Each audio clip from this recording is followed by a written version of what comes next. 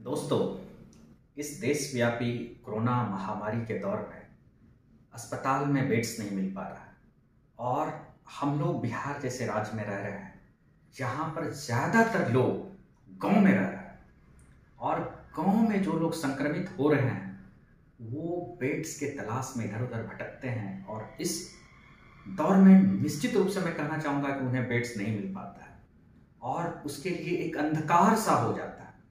तो इस अंधकारमयी दौरों से बचने के लिए हम लोगों ने एक कैची वर्ड का इनोवेट किया, वो है डी-लैम, जो कि इस कोरोना काल में अगर कोई आदमी को कोरोना संक्रमण हो जाता है और सिम्टम्स अगर उसको आ जा रहा है तो उन लोगों को जितना जल्दी हो सके ये सारा दवाई स्टार्ट कर लेना चाहिए।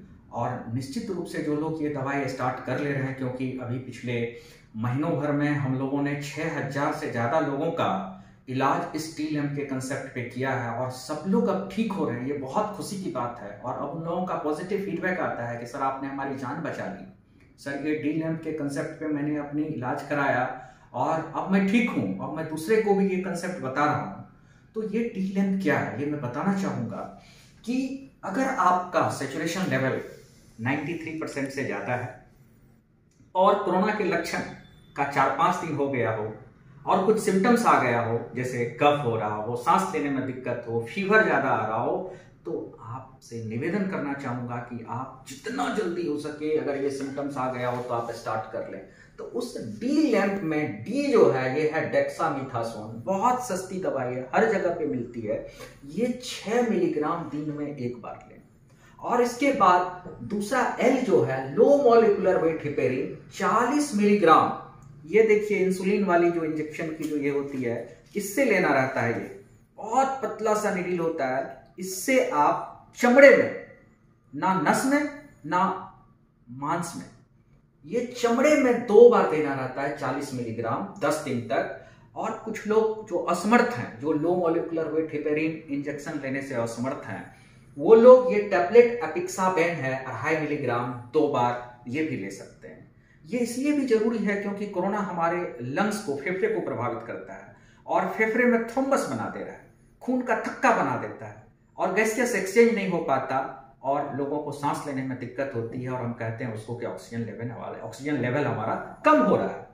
और डीएल के बाद है ए, एजिथ्रोमाइसिन 500 मिलीग्राम, ये दिन में एक बार लें 5 दिन तक। और ये एंटीबायोटिक के बारे में ज्यादातर लोगों को पता है और दिया भी जाता है, हर लोग ले भी रहे हैं। और एम से है मॉन्टेलोकास्ट और लेवोसेट्रिजिन, एक बार प्रिफरेबली रात में इसको लेना चाहिए। और पी से है पैरासीटामोल, अगर बुखार हो तब, या अगर बुखार लगातार रह रहा हो तो हर 6 घंटे पे इस पैरासीटामोल को हम रिपीट कर सकते हैं। तो ये डी-लैम जो है ये मुख्य दवा है, इसकी शुरुआत अगर आपको कोरोना के लक्षण आ जाता है तो कर लेनी चाहिए। अब कुछ लोग ऐसे हैं, क्योंकि ज्यादातर लोग जो हैं कोरोना का संक्रमण तो हो गया है लेकिन वो एसिम्प्टोमेटिक है, उसको कोई तकलीफ नहीं है, या ऐसे लोग हैं जिसको कि कोरोना अभी संक्रमण नहीं हुआ लेकिन इस पेंडेमिक फियर से वो कहता है कि मैं क्या करूं ताकि हमें कोरोना का संक्रमण नहीं हो। ऐसे सारे लोगों को मैंने एक दूसरा वर्ड बनाया, वो है M3PHC। कहने का मतलब इस पेंडेमिक टाइम में आप अपने आप से प्रॉमिस कीजिए, प्रण लीजिए, मैं 3 M हुआ और PHC, मैं प्राइमरी हेल्थ केयर करूंगा अपने लिए। तो ये 3 M किया है। पहला M है मास्क, आपको मास्क पहनना ही पहनना है, चाहे आप इन्फेक्ट हो चुके हैं या नहीं हुए हैं, या आप वैक्सीन ले चुके हैं या नहीं लिए हैं, कोई चीज मैटर नहीं करता है। जब तक ये पेंडेमिक क्राइसिस चल रहा है तब तक आपसे गुजारिश करता हूं कि आप सब लोग मास्क पहने। दूसरा एम से है मल्टीविटामिन्स, जो भी मल्टीविटामिन्स है, ए बी जिंक, जो भी आप खा सकते हैं इस पेंडेमिक दौर में आप खाएं। निश्चित रूप से आपके शरीर की प्रतिरोधक क्षमता बढ़ेगी और कोरोना से लड़ने में ये आपको मदद पहुंचाएगा। और तीसरा एम जो है ये है माउथ गार्गल, या तो आप बीटाडिन से माउथ गार्गल करें या नहीं तो क्लोरहेक्सिडिन से करें। अगर आप ये दोनों चीज भी आपके यहाँ अवेलेबल नहीं है तो आप गर्म पानी में नमक डाल करके मुंह में सुबह शाम लें और आसमान की तरफ देखते हुए आ करके स्पीट आउट करें, जिससे कि हम कोरोना के संक्रमण से बच सकते हैं या इसका कोरोना वायरस का वायरुलेंस कम हो सकता है। 3M के बाद होता है प्राइमरी हेल्थ केयर, PHC। तो P से है प्रोन पोजीशन, कहने का मतलब पेट के सहारे सोना। दोस्तों मैं बताना चाहूंगा कि आज के डेट में हम सब जान रहे हैं कि ऑक्सीजन की किल्लत हो रही है। तो एक ये जो मेथड है पेट के सहारे लेटना, अगर हम किसी मरीज को पेट के सहारे लेटाते हैं तो 4 से 5% ऑक्सीजन लेवल उनके शरीर में निश्चित रूप से बढ़ जाता है।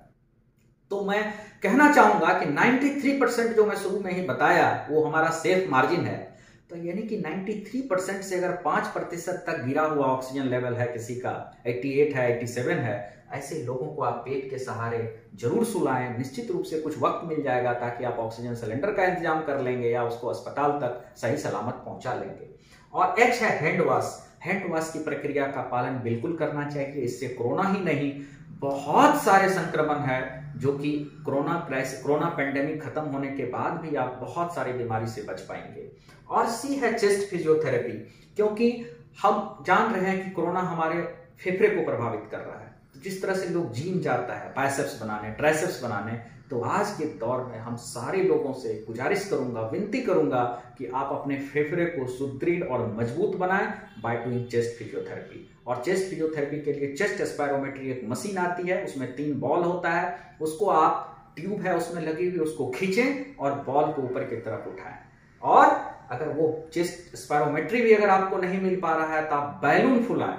अगर बैलून भी नहीं मिल पा रहा है, शंख अगर घर में रखा हुआ हो तो शंख को बजाएं, या नहीं तो आप ब्रीदिंग एक्सरसाइज करें। तो मेरा कंक्लूजन यही है कि अगर आप कोरोना से संक्रमित हो गए हैं और आपको कोई कठिनाई है तो D-LAMP का पालन करें। अगर आप कोरोना से संक्रमित नहीं भी हुए हैं या हो करके एसिम्प्टोमेटिक है, कोई दिक्कत नहीं है, तो M3PHC का पालन करना चाहिए। क्योंकि आज इस बुरी परिस्थिति में इसी तरह के कुछ तरकीब हैं और यही एक कंसेप्ट है जिससे कि हम कोरोना के संक्रमण को हरा सकते हैं और कोरोना पर हम विजय प्राप्त कर सकते हैं। धन्यवाद।